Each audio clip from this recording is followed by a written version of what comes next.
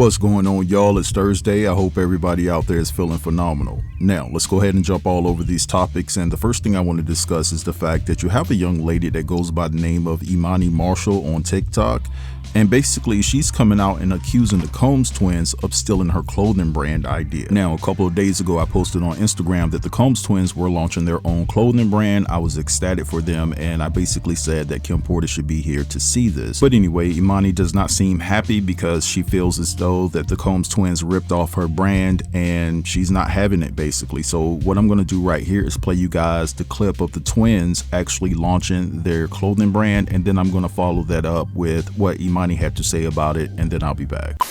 Hey guys, it's the Combs twins. I'm Jessie. And I'm Delilah. And today we have a very, very big and exciting announcement. We are launching our very own clothing line.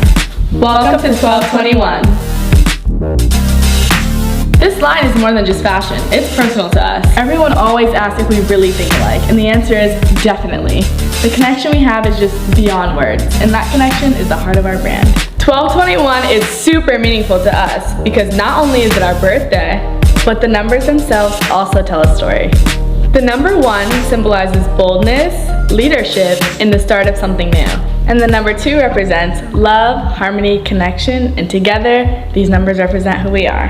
We created 1221 to reflect that energy, where comfort meets confidence. This brand is for everyone. Everyday pieces that look good, feel good, and mean something. This is 1221, a brand built on connections, made for the mirror, ready for the world. Peace! Diddy's daughters, the Combs twins, copied my clothing brand. January 1st, 2024, I dropped my clothing brand 1221 Apparel, which I have an LLC and an Instagram page for. And yesterday, all of my friends kept sending me this video. This is 1221. As you can see in both our profile pictures, this is my logo and this is theirs. Just a little bit of background on myself and my clothing brand. I first learned how to sew when I was 8 years old. My grandma initially taught me. Then fast forward to 2023, I'd already been contemplating starting my own clothing brand for a couple years now. At the same time, I was also one of the lowest points in my life. I was stuck in a toxic relationship. The relationships with who I was closest with and my family and friends were going downhill. I had gotten fired from my job. I had totaled 2 cars in a span of 2 months. And just overall, everything seemed like it was going downhill in my life. At the same time where all this is happening, I started seeing the number 1221 everywhere. I was in class, I would look at the clock, it would say 1221. I would randomly pick up my phone, it would say 1221. I would see it on license plates, signs, literally everywhere. Till one night, I couldn't sleep, and I remembered that I had been meaning to look up this number to see what it meant. I looked up the number 1221, and it basically had answered everything I was questioning in life at the time. In short, it told me to not let my fears get in the way of my dreams, trust your intuition. Doors would be opening for me, I just have to walk through them and trust myself. It was at that exact moment that I knew what I was going to name my clothing brand when I finally dropped it. The slogan for my brand is Design Your Destiny, because when you put on my clothes, I want you to feel like your best version of yourself. The same feeling you get after you just got your hair done, or guys when you just get a fresh cut. My brand 1221 Apparel, I specialize in making custom one-of-one pieces, high-end streetwear fashion for men and women. Since I've dropped my brand, I've now been in the Los Angeles Fashion Show, and I've been able to get my clothes on celebrities and big influencers. Everything that I make that you can see on my Instagram page, I make by hand from scratch. I source all my materials, fabrics, zippers, buttons, all out of Los Angeles. I'm making this video because it's so frustrating when you put actual blood, sweat, and tears into something you care so much about. And I feel like this happens to a lot of small Black-owned businesses where celebrities or big corporations will steal their ideas or steal their names. I've put my absolute all into trying to grow this brand. I also have a short film on my Instagram page that tells you a little bit more about my story and my background. So I just really wanted to make this video to spread the word, and if you support me and if you want to support the real 1221 Apparel, please go follow the Instagram. All I can say is you can expect huge things from me going forward, and this is just the beginning. All right, so you guys just saw and heard all of that. Now I'm going to take the time to read you a few comments from this video. So this one person says, definitely sue. Then someone else says, interesting, you're using their name with everything going on with their family right now. Their kids, their birthdays are 12/21. The clothes are not similar. The logos aren't similar. What are we missing? If you look up 12/21, there are multiple brands. So weird. Then someone else says 12/21 is their birthday. I don't think they created their business with you in mind. I will say they likely didn't do their due diligence to see if the name is used in the industry. Hopefully you trademarked it. Then another person says, trust me, I believe you. Kim Kardashian copied skinwear with Skims, created my brand years before she did. She started out slowly selling shapewear, then not long after that started making the exact designs as me, just more colors and varieties, copied the whole concept, vision also. Now this is going to be a very interesting situation given the fact that Imani did have her clothing line in place before the Combs twins announced their clothing line with the same numbers or whatever. But this is the thing, did Imani get it trademarked? That's a good question. She did not answer that in the comments, so I'm thinking and guessing that she didn't get it trademarked. But at the end of the day, the twins are using their birthday as the clothing line, right? 12/21. Now I'm gonna go out on a limb and say, and this may not be factual information, but given the fact that Diddy has dealt in business for years, I'm pretty sure that the correct paperwork has been pushed forward to protect the twins brand. Maybe, maybe not, given the fact that he's locked up. You don't know who's handling the situation behind the scenes, but this is going to be an interesting dynamic to look out for to see what happens in all of this. Now, I will say that even though I read you some of the comments, the majority of the comments were saying that basically they didn't like how she went about it. They felt that she should have reached out behind the scenes to connect with the right people to talk about the situation. They felt that putting the twins out there on blast like they're some type of thieves or whatever was not the way to go. But anyway, let's move along because I want to talk about this bizarre interview that Corinne Stefins, aka Superhead, did with Piers Morgan. She's basically up there talking about she doesn't remember if she was taken advantage of by Diddy. I want you guys to check out this clip and I'll be back. I'm sorry, what was that? Did you actually have any kind of relationship with Diddy at all? No, Diddy and I did not know. Well, not to my knowledge. So, what do you mean by that? Not to my knowledge. I don't. Honestly, I'm questioning a lot of things right now. Well, you think? So not to my knowledge. No, I don't think anything right now. I just not to my knowledge because honestly. That's a very strange response, though, to not remember whether you did or not. Yeah, isn't it? It is. Yeah, it is. Because honestly, Piers, before I went through my text, again, I hadn't read Confessions in 20 years. I wrote it. It was painful to write. So I never wanted to re-traumatize myself and go through those years again. And think about this. I'm a middle-aged woman at this point. I don't want to go back into my 20s and see what happened. But in gathering information for this interview here, reading that passage again for the first time in 20 years, I questioned a lot of things like, well, why was he so afraid? And why did he try to, make my boyfriend feel as if I wasn't trustworthy? And do you think he took advantage of you when you were under the influence of alcohol and? I don't know. Honestly, I don't know. But you fear that's the case now from everything you've read? Honestly, yes. Given the context, now that I know, because again, I never knew any of these things about him before. So the things that I learned in the trial, I did not know. I never saw that side of him. I did not know. I never understood. And again, in 2005, when I published Confessions, it says I didn't understand why he was so fearful of me, because our time together was pleasant. And I was like, wait, what is he so afraid of? What does he not want me to tell?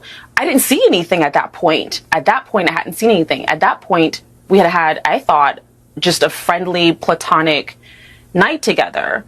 So I was confused then. And 20 years later, I'm confused now. So to my knowledge, I've never had on Combs. We never had that kind of relationship. But you can't be sure. Given what we know now, I can't be sure. And how does that make you feel? And that saddens me. All right, so you guys just heard all of that. Now let's just read this, right? So in her book, she described her first blank encounter with the music mogul. After a few minutes, Diddy greeted me and led me to the nearest bedroom, she wrote. With that slightly formality out of the way, Diddy and I spent the next 15 minutes engaging in the usual. After the experience, he said, "You're one of the best." I said the same to him, when in actuality, he was average. So what are we talking about here? All of a sudden you don't remember this encounter, but you clearly stated that in your book that you had an encounter with Diddy, right? An intimate encounter. So I don't know what she's going for here. It's extremely cringe. I will say that she looks good. She's aging well, but what's the goal here? Because listen, nobody deserves to be taken advantage of, but at the end of the day, you were getting ran through in the 90s. So whatever claims and allegations you have against Diddy or anybody else is probably past the statute of limitations, and you can't file a lawsuit. And on top of that, her credibility is in question right now, because if you said in the book that you had an encounter with Diddy, and then you're getting on Piers Morgan saying that you can't remember, like, okay, did you remember everything else correctly that you put in the book? Is everything the solidified truth? You know what I'm saying? So it's just weird energy. But anyway, let's move along, because your buddy Gene Deal is getting cooked online. A lot of people are sick of his BS, y'all. I want you guys to check out these couple of clips, and then I'll be back. I want to talk about the biggest hater in hip hop. You know, if I didn't know any better, something's telling me that he's upset and in his feelings because Diddy didn't give him a lifetime pass to the bad boy brunches. One that he did have expired. This man has been dragging Diddy and bullying Diddy for decades. He's worse than a bitter ex who didn't get invited to the wedding. Seriously. He swear he was there to witness everything, but every story has a different remix depending on the podcast. If he got all this evidence, why didn't he go to the feds a long time ago? Why didn't he get subpoenaed into this trial? You got all this evidence, but you're on podcast, not in the courtroom, testifying. I don't know. I could be wrong, but it seems like he's more mad that Diddy pays him dust and left him behind rather than these alleged crimes. Gene Deal, you're moving like a scorned ex side piece, just in a 6XL t-shirt. At this point, it's screaming, I want to be in the inner circle, but my security code has expired. I have no access. I can't tell y'all any new information. I can't pay my bills. And I'm just bitter and just miserable. And I don't get paid unless I speak on Diddy. You're screaming relevance. You're like the only grown that wake up on these apps speaking about another man and being upset that another man is gonna be free. What are you gaining from this? It's disgusting at this point. Want to come out. Gene Deal's sitting there going up in the trial. You was complicit. You was there the whole time. You was a bitch. You couldn't even say the that you was supposed to bodyguard for. Gene Deal is a sucker, and y'all celebrated his sellout. I thought that snakes and snitches and punk was trying to save themselves in order to throw somebody else under the bus. I thought that we ostracized them type of people. Them type of people was never supposed to be in the community. You couldn't trust them. He the true definition of a snitch. You know why? Because he was in it. He was a complicit member. He participated. He protected him. The snitching, the opportunity to tell on somebody was for civilians. It wasn't for people that was complicit, but y'all keep giving this punk platform. Interview Gene Deal. Man, I'm not interviewing that. I seen y'all emails. I seen the emails of these people. Hey, you want to know what my price is to come on? Nope. I don't want to know nothing about you. Yeah, but it'll get you more views. It'll get a bag. Nope, because I don't like you. I don't agree with you, and I don't actually rock with people that are bad for the community because you got bad energy. I can spot these suckers a mile away. Gene Deal, Jaguar Wright. Those are y'all people. Them your heroes. That's your heroes. People that can't even feed themselves and their entire platforms is based off of trying to tear somebody else down. They can't create no other content except for talking negative about Diddy and other people. All these dudes going on the internet with these salacious stories and stuff is what kind of landed him in that position, right? Yeah, but I'm going to say this, if you allow me. I'm going to say this right here. Gene's a liar. He knows he's a liar. Let me tell you, and here's the proof that he's a liar. Don't you know that the feds, I got all, I'm gonna send it to you too. I got every witness that even thought about asking. He kept volunteering. They scratched his off. He's calling in. Can I please tell? No, you're not credible. You need more people. They kept dubbing his statements. They knew that he was single-handedly messed that case up. His civil suit, all that's the work of Gene Deal. I call him Gene Squill. Because let me tell you something. I never seen a man that want to put a man in jail that bad, dog. I would never. I don't care if I hate you, dog. I'm not putting you in jail. I'm gonna see you somewhere else. All that jail time, it's not cool to do that. And you ain't cool doing that, sir, officer. You're not cool doing that. Right? You got a problem with that man? See that man. You don't try to put him in jail and try to ruin everything he built. You know that man ain't he said he did. Think about it. They try to think about it. If you're the feds, you try to bury Puff, you try to put him in jail. You got a guy who said he was a witness to all of this salacious and crazy stuff. Right? He had first-hand account.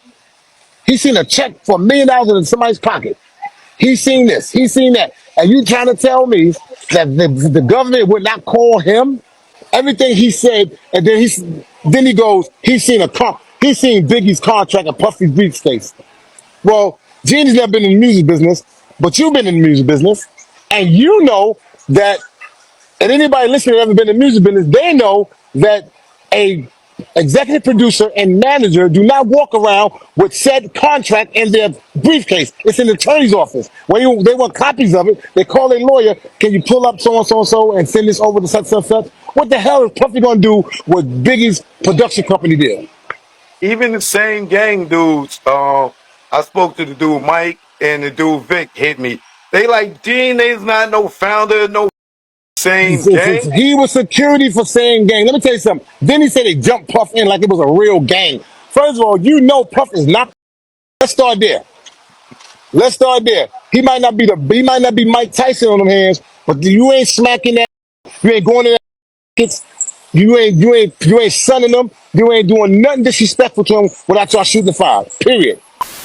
All right, so you guys just heard all of that. And listen, I've heard something behind the scenes, and I'm just going to keep my mouth shut about it because it has nothing to do with me. Now, when something does have something to do with me, I'm well equipped to handle it if it comes my way. But at the end of the day, there's a lot of things behind the scenes that have not been brought to the light, but it will be coming to the light very soon. But I will say that there's a few people that will have to answer some pretty tough questions moving forward pretty soon. But anyway, let's move along because I want to share with you guys this explosive information that I got from my plug this morning. Now, before I share with you guys this email, I do want to say that everything that I'm about to convey to you is all alleged. I cannot confirm or deny that these events took place. All right, so let's go ahead and get into it. And so it says here, bro, got some hot info to pass on to you. Discussions are being held behind the scenes that a family member of Ed Winter has come forward, exposing that Ed documented that Kim Porter was deleted and Michael Jackson was too, along with some more disturbing details involving the King of Pop. This is significant because Ed conducted both Kim and MJ's autopsy. I'm told that Diddy's lawyers have been informed about this revelation. There is also documentation to prove Ed's true findings of Kim's autopsy, with one of the implications recorded being blunt force trauma to the head. You need to call Blank and send that file over immediately. It's urgent, bro. Now, something is going on because there have been a couple of people that have hit me up, and it's pretty strange. I've never talked to them before ever in my life, and they have pretty big platforms, and they're discussing this as well. But I'm still saying that this is all alleged. I cannot prove that this is actually factual information. So we're just going to run off that until it comes to light, because at the end of the day, there's a lot of things that form up behind the scenes, allegedly, and then never comes to fruition. But this is what has been passed down to me, and I wanted to share it with you guys. And with that said, I'm gonna let everything go right here. I want you guys to drop down in the comments and let me know what you think about everything that was discussed within this video. Don't forget to like, comment, share, and if you're new here, consider subbing to the channel. I'll get with you guys later. Peace.